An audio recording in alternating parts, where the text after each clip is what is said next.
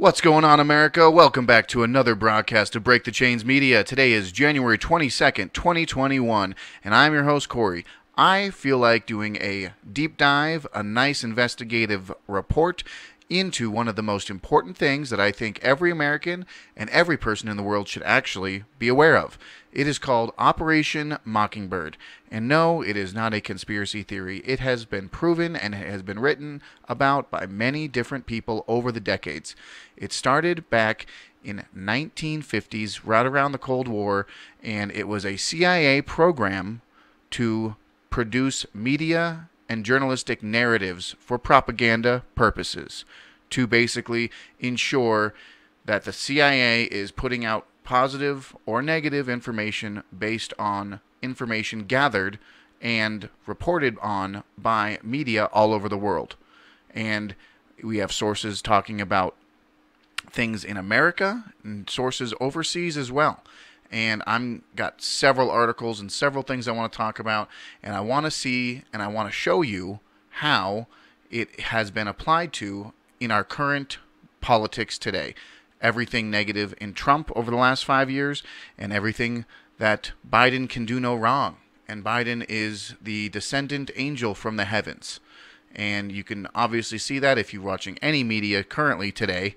And the media is constantly been attacking Trump over the years. So we're going to get into all that. But if you could, hit the subscribe button, hit the like button. I'm sure you're going to love this video. I'm on all the alt-tech sites, BitChute, Gab, Minds, Rumble. I'm always on mine, so I'd love to see you guys there. But we're going to jump right into it with an article written by the Daily Beast, of all people. But I felt it was a quick, short thing that I just think will get the point across. Americans love a good conspiracy theory, and plenty have been band-aid about this election season. But what about a conspiracy theory that turned out to be, well, not theoretical at all?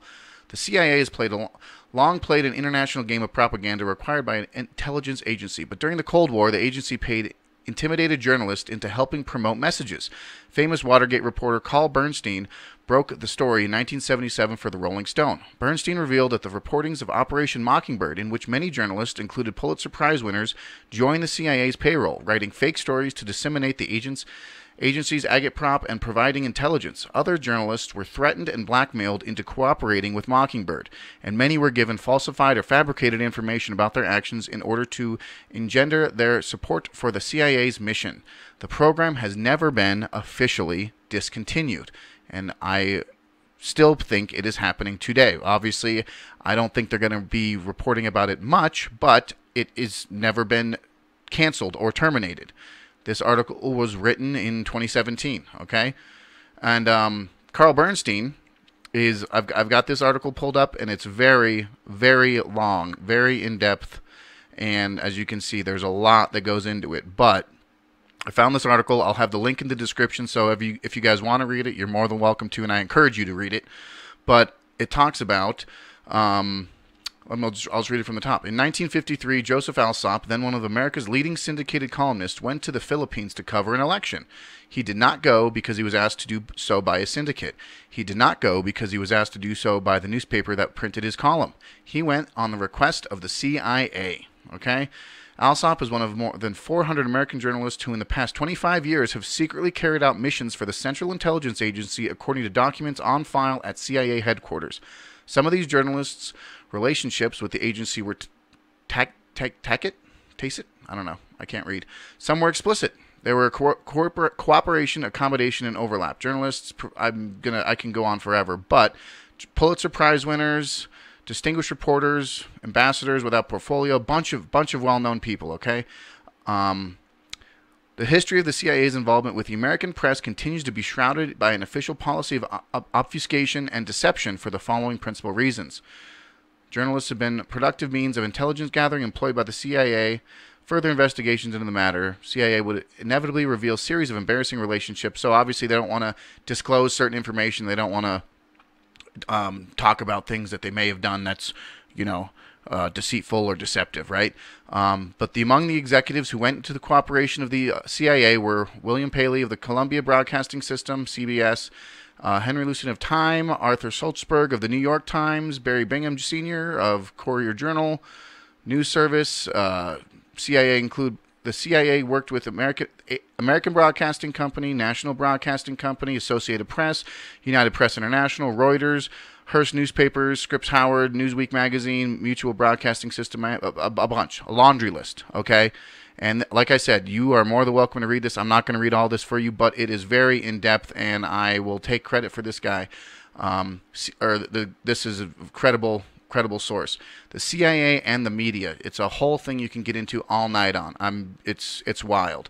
But that being said, I'm trying to build this for you to let you know that this is their MO. This is their MO. And we're going to just jump right into the next article. The Daily Caller. Washington Post fact-checkers end Trump's false claims project. No plans to start one for Biden. This is the bias that I was discussing. They, for 4 years, ran fact-checking columns on Trump and what he says and how wrong his tweets were and how he's speaking lies and spouting hate and all of these divisive rhetoric, right? But Biden is never going to lie. He's never going to, plagiarize articles and other politicians when he runs for office. He's never going to do that in 1987 when he lost his previous presidential election. He would never plagiarize other people. Of course not. He wouldn't make up facts about him going to college. He would never talk about things that were wrong because, don't look it up. I promise you'll never find anything regarding him making up things about him going to college or him being plagiarizing things from other politicians. I'm sure you won't find it at all. But at the end of the day, it's just showing you the bias in this, right? And then we got another one here. Welcome back, America. Newspapers around the world to react to Biden's inauguration. The culmination of Joe Biden's journey to the Oval Office was seen far beyond Washington, D.C. on Thursday. Images of his inauguration splashed across front pages around the world. Papers in most countries marked the dawn of the Biden era with pictures of the president taking the oath of office, and many highlighted the slew of executive orders. Some front pages also reflected the end of the tumultuous Trump era, and a handful took part in swiping at the former president. So you can scroll through this. Canada talks about him, the United Kingdom, the Guardian. Oh my gosh, democracy has prevailed. End this uncivil war. I do kind of like that phrase though. End this uncivil war. I do like that. Don's gone. Let's go, Joe. Oh my gosh. Now make America great again. See how they're doing this? See how they're doing this polarization of the sides? You're fired. You're fired. Right? Okay. We can scroll down more on that. But another one from CNN Business. Biden's speech draws high praise across media, even on Fox News. Before Joe Biden was sworn in, voices across the TV spectrum could not possibly set the bar for his inaugural address any higher. Today, Dana Perino said on Fox, it's going to be the most important speeches of Joe Biden's public service. Afterward, commentators said he cleared the bar with ease. Of course, Joe Biden made an excellent speech. In all honesty, it was a pretty respectful one, but the praise and the boisterousness and oh my gosh, he's everything we could dream of. For decades we've been waiting for this guy. We've been waiting. Fox News Sunday moderator Chris Wallace said Biden's address was part sermon, part pep talk. The best inaugural address I've ever heard. And talk about the visual difference. Washington sparkled in the live shots from dozens of cameras in what's known as pooled coverage shared by all major networks. Post-riot security measured and COVID-era health precautions made the inaugural news coverage even more of a feat than usual. While CNN showed live pictures of the Capitol, Jake Tapper said 2 weeks after everything was desecrated by domestic terrorists, mob trying to stop democracy in its tracks, the United States and, in fact, the world was treated to a beautiful demonstration of the steadfastness of that democracy. You see how they just twist it and just go from hate to beauty, hate to beauty. It's a narrative. It's all a narrative. Got Forbes saying, the biggest scandal on social media right now is that President Biden owns a Peloton, which is a stationary bike. Okay, so this is their hit piece. Their hit piece on Biden, right? Their hit piece. He owns a Peloton. Okay. People have lots of opinions. Some of them even worse. The latest trope: social media pundits are chattering about how President Biden owns a Peloton bike. Apparently, Peloton Gate's a thing. I don't know about that, but I mean, honestly, can this guy even walk upstairs? Can he even ride? Can he even ride a stationary bike? I hope he's. I mean, I want him to seem healthy, but at the same time, good lord, I mean, like, we don't want to have him have a heart attack or another, aneurysm that he's already had two of. But it's just this is their hit piece for Biden over this. Okay, so but he can do no wrong. Okay. Meanwhile, you have pulled up older articles about Trump. Inauguration Day 2017, pomp and chaos collide as Trump becomes president. The nation's stark divide was on full display in Washington Friday as Donald Trump became the 45th president, amid joyous roars of support and eruption of chaos throughout the city, including the removal of half a dozen protesters who tried to disrupt the swearing-in. Less than 2 miles where Trump was, former President Obama joins 100 elected officials with the Capitol.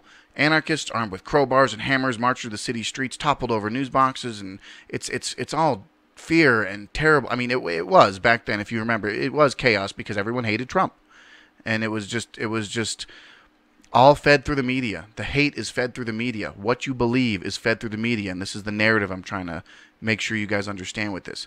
Oh, fact check. Oh, this is the fact check that they're going to get rid of because they don't need it for Biden because Biden doesn't say anything wrong. Biden is all truthful, all knowing, all seeing master overlord, right? Fact check.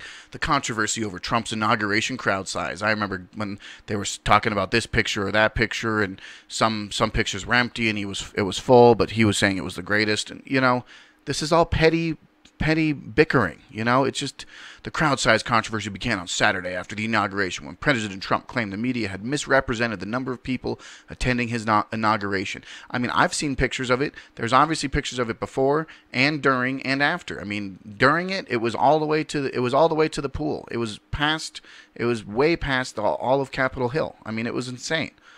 So Trump claimed that we caught the media in a beauty, and I think they're going to pay a big price. I mean, Trump has always been against the media, and I think that's one of Trump's strongest points is that he did consistently attack this fake news media because it is, in essence, a fake news. It is to give you a end goal result in your mind, how you're supposed to think and how you're supposed to believe, and that's couldn't be more clear in the past 4 years or more. I mean, if you really think about it. This is another ridiculous hit piece during the Trump administration. A detailed forensic analysis of Melania Trump's creepy, devastating frown on inauguration. Smile and frown. I mean, come on, guys. This is almost as ridiculous as Biden's Peloton. Okay, they do it. They do it to feed this. What the hell? What the hell's going on here? I don't know. It's just very frustrating. And what it comes down to, and I have two other things I wanted to show you, but the media has narratives and projects things onto you, and the media is owned. There's a lot of different groups that you think of: ABC, CBS, MSNBC, Fox News, CNN, Slate, Daily Caller, all these other articles. Especially now that the internet's more prevalent, you have a lot more people producing content, but at the end of the day, they're owned by this person. This company down here is owned by this person, who's owned by this person, who's owned by this group, who's owned by this group, and it's the spider web of who owns who, and it all boils down to these big companies and these multi-billion-dollar organizations that, in turn, work with a projected narrative funded through the CIA. I'm not saying everybody in these media companies are, but the CIA has their hands in all of these groups, and they're all fed up to the same groups of people. And I got this pulled up here for you to show you. This is a few years older, and it'll make more sense once I connect to the other photo here. But you've got Disney. Think of all the things that Disney owns. Okay, Marvel, Pixar. All the movies. They own ABC, all the ABC branch. They own ESPN. See how it all branches, and like these are all like subsidiaries, but they're all branched together, right? These are all grouped together. You have NBC, which has MSNBC, NBC News, USA, Telemundo, Hulu, and then you got CBS. CBS and Viacom are one and the same. They're in the same bubble. They own Showtime, BET, MTV, all these people.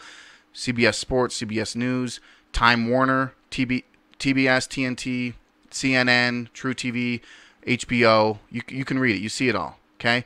You have AMC here, which just kind of is like movies and daytime soaps and whatever else. And you have, what does that say? I can't read it. Liberty, I think. Stars, Encore, Movieplex. So these are the two small movie groups. I call them movie and film because they don't really produce news and daily content that people gather their information from. They just have movies and propagandas in movies, and I'll address that later in another film. But these are the main groups, and then this is an older article. This was spreading around a while back, a couple years ago. I remember seeing it on social media and stuff. But 1983, 90% of American media company was owned by 50 companies. In 2011, we're 10 years past that now. The same 90% is controlled by 6 companies. I've boiled it down to 4.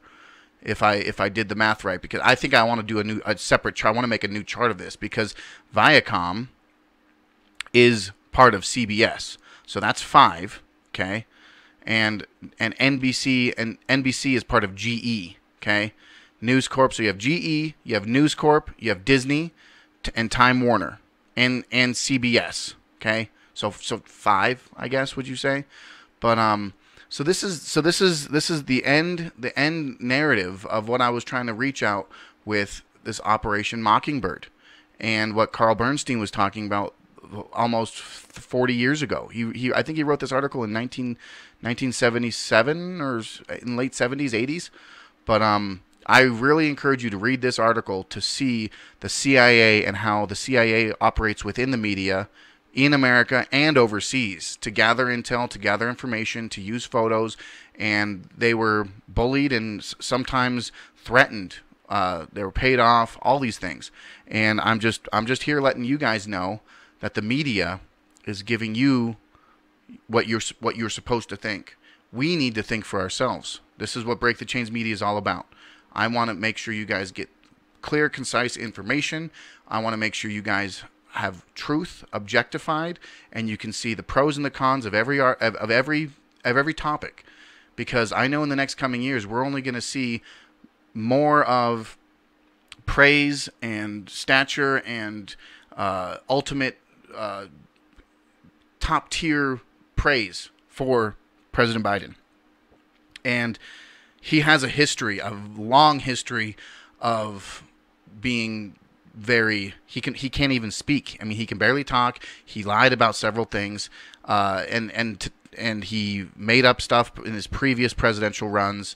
He's put out terrible bills, and he uses this, I guess you would say, newspeak language out of Orwell's 1984, where they just like in the Patriot Act, they name it as a good thing, but they're going to make us lose more freedoms based on what they're pushing forward, or the narratives that they're trying to say. Like, I'm sure they're going to say something about the new Green Deal, or the new economic reset thing that they're whole talking about, and they're going to spin that in some nice, pretty light, because after COVID we got to rebuild, right? So they're going to do that, and to top it all off, Biden got into office on one of the biggest lies we can ever speak of. And I know as well as you know, and if you're listening, I'm sure you're aware of all the discrepancies in what went on previous to his presidency, but we can't beat a dead horse anymore. We just have to work with what we got. But I hope this little video got you a little bit more insight into what is going on in the media and how they form narratives and how they produce propaganda. If you like what you've heard and you like my kind of content, please subscribe to me on BitChute and on Minds, on Gab, on Rumble. I'm on all of those. I'm going to be doing exclusive content on all tech sites, and I'd love to talk to you guys more there. But this is Corey with Break the Chains Media. Fight for freedom.